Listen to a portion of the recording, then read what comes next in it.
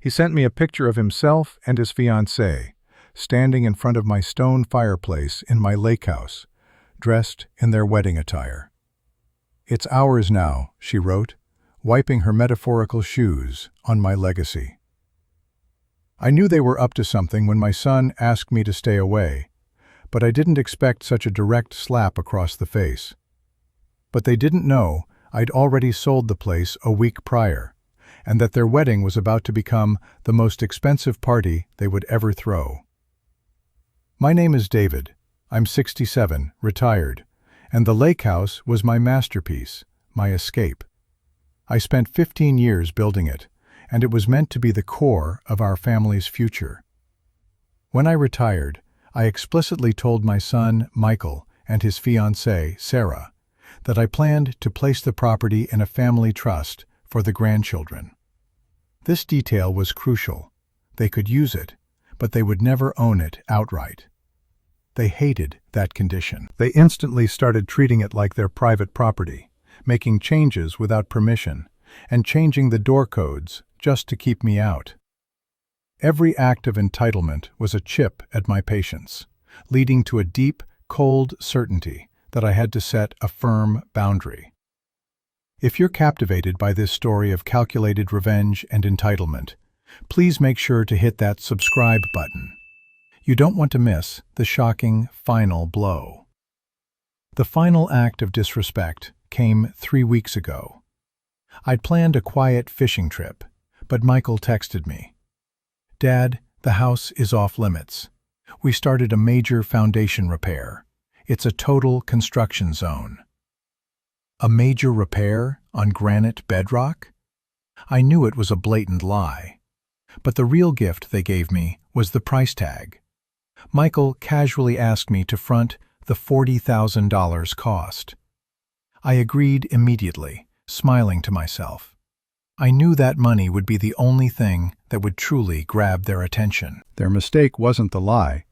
It was handing me the exact financial number I needed for my revenge. The game was officially on. The $40,000 repair request wasn't the first time Michael and Sarah had shown their colors, but it was the most explicit.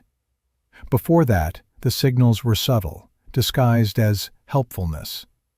They started small, taking full command of the property without consulting me. I'd show up unannounced, as a homeowner has every right to do, and find the pantry rearranged, or my tools missing from the shed because they, quote, "My favorite antique leather armchair, the one I inherited from my grandfather, had been moved to the attic." When I asked why, Sarah, with that saccharine-sweet tone of hers, simply said, quote, "That word, modernize, always felt like a dagger.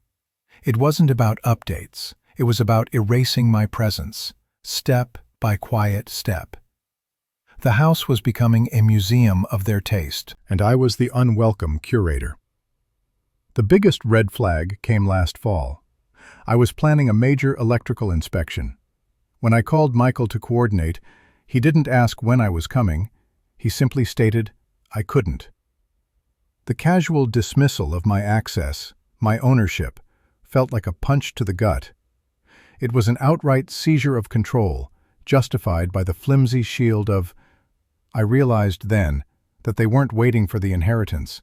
They were actively trying to live it now, forcing me into the role of a powerless spectator. When he called about the $40,000 foundation repair just weeks before the secret wedding, his tone shifted from controlling to aggressively dismissive. "It's a huge project, Dad. Serious stuff. You really shouldn't come up. There are huge trenches, dust everywhere, and it's dangerous. We need the keys for the workers, and we need you to stay clear for at least a month." He was trying to enforce an eviction notice on the rightful owner. That phone call sealed his fate. I didn't push back. I just listened, carefully noting the urgency in his voice, an urgency that had nothing to do with contractors and everything to do with concealing a massive, planned event. I agreed to transfer the money immediately, knowing I was funding the very act that would become their downfall. The game was no longer about a house. It was about proving that entitlement always comes with a crippling price. After I wired the $40,000, the money that would soon seal their fate, I couldn't just sit still. Michael's insistent urgency about the dangerous construction zone felt too theatrical, too rehearsed. A lie of that magnitude needed verification. I knew I couldn't confront him, not yet. My revenge had to be surgical, not messy. So, 2 nights after the money transferred, I took my old, nondescript pickup truck and drove the 2 hours up to the lake house. I arrived late, around midnight, killing the engine about a mile before the property. I approached on foot, moving slowly through the dense tree line like a ghost. I wasn't looking for proof of foundation work. I was looking for the absence of it. What I found hit me harder than any of their previous insults. There were no trenches, no piles of dirt, no construction dumpster. The only signs of life were soft, warm lights spilling from the main living room windows and strings of delicate, temporary fairy lights twinkling on the porch railings. Fairy lights, David, not construction lights. This wasn't a repair zone. It was a party planning center. I could even make out a large, pale shape covered with a sheet in the living room, likely a bar or a temporary altar. My suspicion immediately hardened into absolute certainty. This wasn't just them using the house. This was them actively planning a major unauthorized event, their secret wedding. The $40,000 wasn't for bedrock repair. It was for catering, flowers, and rental tents. The realization didn't ignite anger in me. It sparked a chilling calm. It was the moment I understood that the issue wasn't simple entitlement. It was a calculated, financial conspiracy designed to exclude me, steal my space, and use my resources under false pretenses. I stood there in the cold silence of the woods, watching the lights, and I felt the last lingering shred of my paternal love for Michael turn to ash. This was not the son I raised. This was a calculating stranger collaborating with his equally greedy fiancée. It wasn't disrespect. It was deep, personal betrayal. I turned the truck around that night, not as an injured father, but as a wronged businessman. I knew then that the only way to teach them was through the one thing they truly valued: money and ownership. The time for talking was over. The time for the quiet, devastating final move had begun. After my late-night reconnaissance mission, I was no longer a grieving father. I was a man executing a high-stakes, legally precise maneuver. My next step was not to hire a private investigator, but to consult the best one I knew: Frank, my longtime friend and estate lawyer, a man who knows the fine print of property law better than I know the bottom of my coffee cup. I laid out the facts for Frank: the unauthorized key changes, the fake $40,000 repair lie, and the confirmed presence of wedding planning materials at the lake house. I needed 2 things from him. First, indisputable documentation that the house was, in every legal sense, 100% mine, with no spousal or common law claims from Michael or Sarah. Second, a strategy to legally seize the $40,000 I just transferred to Michael, ensuring it was classified as a debt against any potential future inheritance. Frank didn't even blink. He confirmed the property ownership was flawless, since it was purchased and maintained entirely by me, and the trust was never officially established. Their claim was 0. "David," he said, leaning back in his chair, "they used your money under the explicit, written pretense of repairs. When they spend that money on a wedding instead, that's not just a lie. It's documented fraud concerning the use of funds. We can structure that $40,000 as an advance on their portion of the eventual inheritance, an advance they have already spent." The cold, hard logic of it was beautiful. To document the impending wedding without being physically present, Frank advised me to use a licensed third-party service to photograph the premises on the day of the event. Not just to prove the wedding, but to prove the absence of any construction work. This documentation would serve as irrefutable evidence of their fraudulent claim for the $40,000. It wasn't about spying. It was about creating an ironclad legal record. I left Frank's office feeling completely invincible. Their greed had been so blatant that it provided the exact legal leverage I needed. They wanted the house? Fine. They were about to pay for their attempt, and the currency would be their future security. I was now operating with full legal authority, and my next move was the most critical. Setting the actual sale in motion before they could say, "I do." The clock was ticking, and they had no idea they were racing toward a deadline I had secretly set. With Frank's legal advice locked in, my focus shifted entirely to the property sale. Speed and discretion were paramount. Michael and Sarah were actively decorating my home for their wedding, oblivious that they were preparing it for the next owners. I contacted a realtor I had trusted for decades, a woman named Elaine, who understood that this was not a typical transaction. It was a strategic maneuver with an aggressive deadline. Elaine moved mountains. She understood the need for a rapid, silent closing. We agreed to list the property immediately, but only showed it to pre-qualified buyers who could close within 2 weeks. The lake house, being the prime property it was, attracted an offer almost instantly.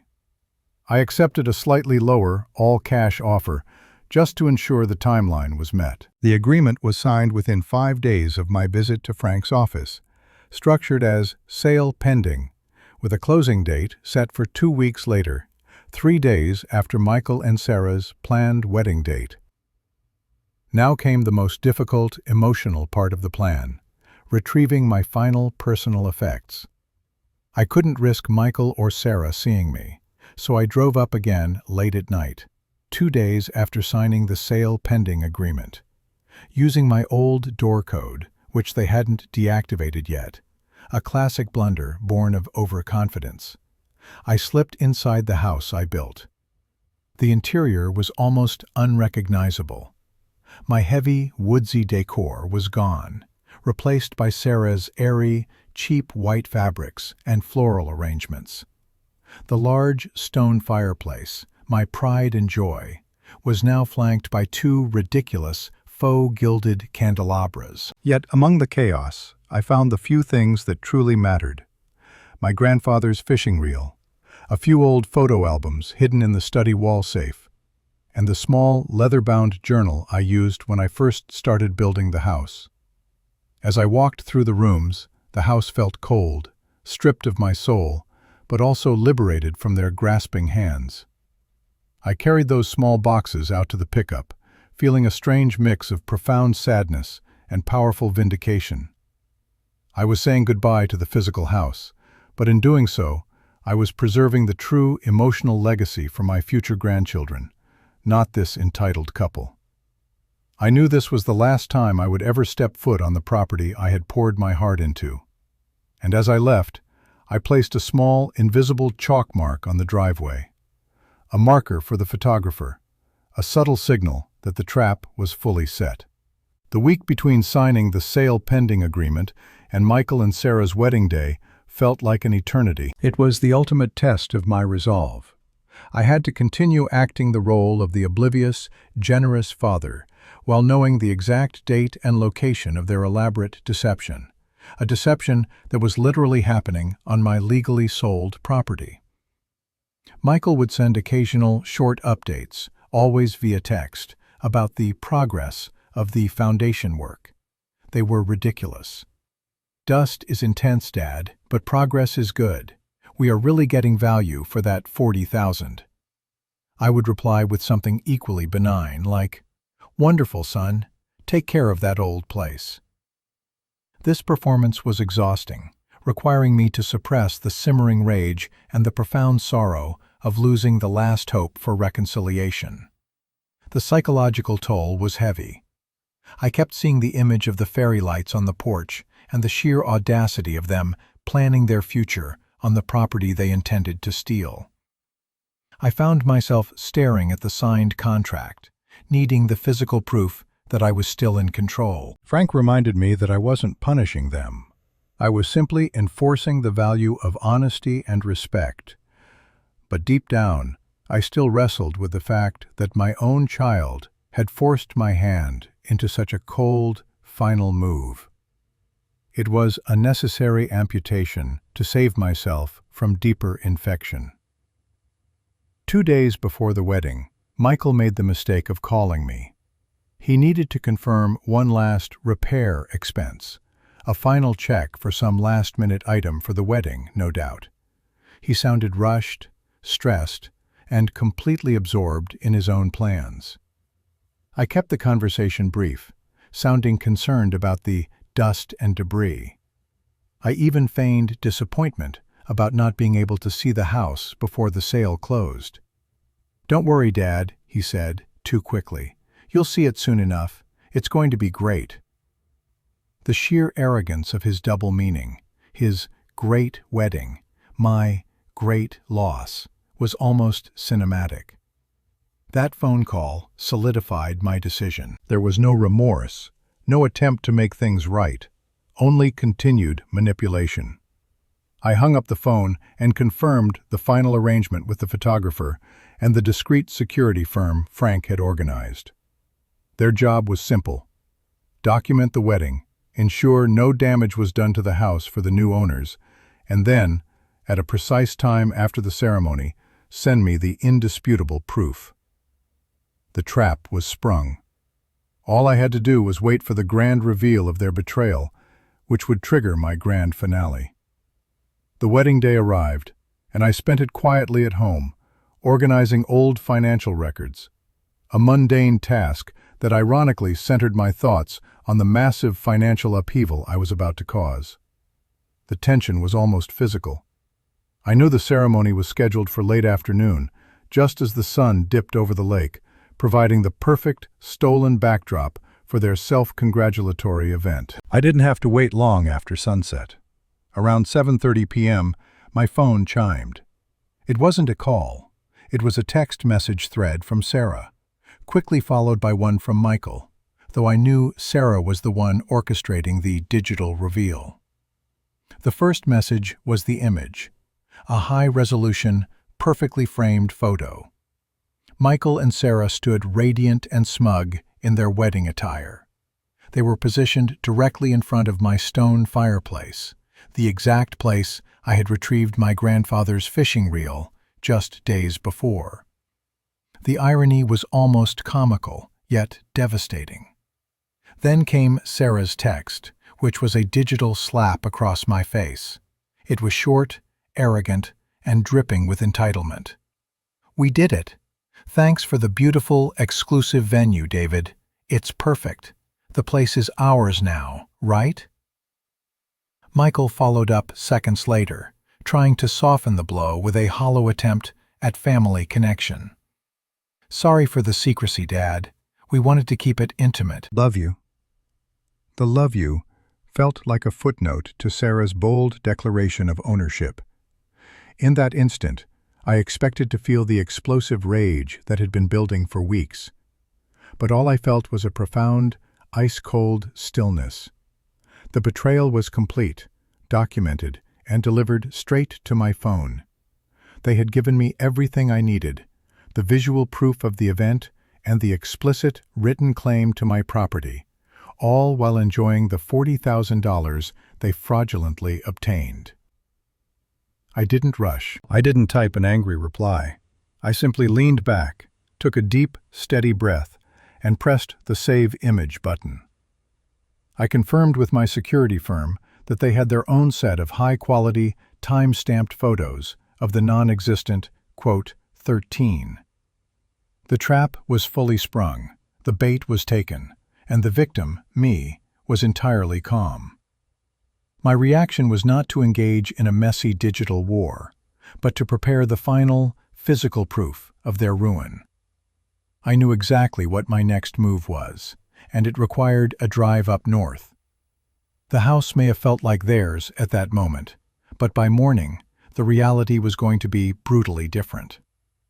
The moment Michael and Sarah's wedding photo landed in my inbox, the game entered its final, most satisfying phase. They had finished their celebration, and my security contact confirmed that the last of the catering crew had left the property just after midnight. The house was once again silent, a silent witness to their hubris. I waited until 3 a.m., ensuring they were definitely on their 2-hour drive back to their city apartment, before I began my own journey north. The drive was almost meditative. The world was quiet, and the 2 hours gave me time to process the last remaining wisps of guilt. I looked at the wedding picture saved on my phone one last time, their joyful, entitled faces framed by my property. Guilt evaporated, replaced entirely by cold, calculated resolve. This was a necessary, clean break.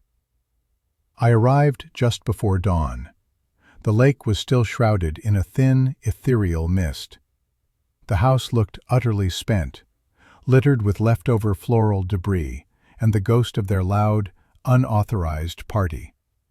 It was a mess, but there was no sign of the just a colossal $40,000 lie. I retrieved the sign from the back of my pickup.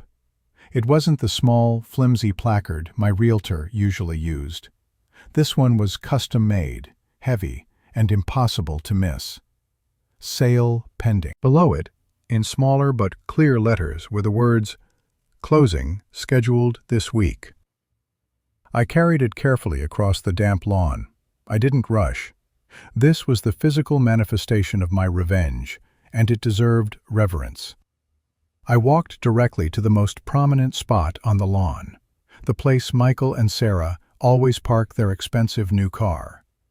I took the heavy steel rod and slowly, deliberately, drove the sign deep into the soft earth. Thump, thump, thump. Each hammer blow felt like a final nail in the coffin of their entitlement. I made sure the sign was perfectly straight and faced the long driveway, ensuring maximum impact when they eventually came back, or, more accurately, when I sent the picture. I then pulled out my phone and took a clear, decisive photo of the sign, making sure the iconic silhouette of the lake house and the rising sun were visible in the background. It was the perfect, irrefutable visual evidence. I didn't linger. I got back in my truck, leaving the sign as a brutal, silent sentinel, guarding the property that was no longer mine, and, crucially, would never be theirs. I got back to my own house before the city woke up, exhausted, but infused with a sense of calm power. I tracked Michael and Sarah's location via a shared family app, a necessary evil I kept installed for emergencies. They arrived back at their city apartment around 6 a.m., likely crashing immediately after their expensive, deceitful party. I let them sleep. I wanted the full weight of the betrayal to hit them when they were alert and ready to process their ruin. I waited until 10 a.m. I opened the message thread where Sarah had sent me the wedding photo and the smug text. "The place is ours now, right?" I didn't type a new message. I simply replied directly to that thread. First, I attached the photo I had taken just hours before. The image of the massive, bold, sale pending sign, standing proudly on the lawn of the lake house, framed by the iconic stone chimney. Then, I typed my one and only message, the final receipt for their entitlement. It was short, precise, and devoid of emotion. Wrong. It was sold last week. Closing is scheduled for Friday. The new owners move in next month. I paused, watching the 3 dots of an immediate reply flash and disappear on the screen. Sarah was awake. I knew she was showing Michael, and panic was setting in. I waited a full minute, letting the silent, cold reality sink in, before I sent the second, more devastating message. Regarding the $40,000 repair you fraudulently claimed from me, consider it an advance on your inheritance, already spent on your wedding. The funds have been legally deducted from your future portion. Congratulations on your marriage.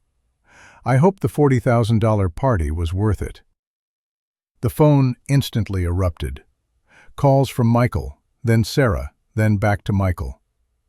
I watched the screen glow with their frantic attempts, but I didn't answer. I muted the thread, turned off the ringer, and placed the phone on the desk. They had chosen to communicate via text to deliver their initial betrayal, and now I delivered the checkmate via the same cold, digital medium. There was no need for yelling or confrontation. The signed contracts, the legal advice, the time-stamped photos of their wedding, and the absence of trenches, all of it spoke volumes without me having to utter a single word. They had been exposed, trapped by their own greed and arrogance.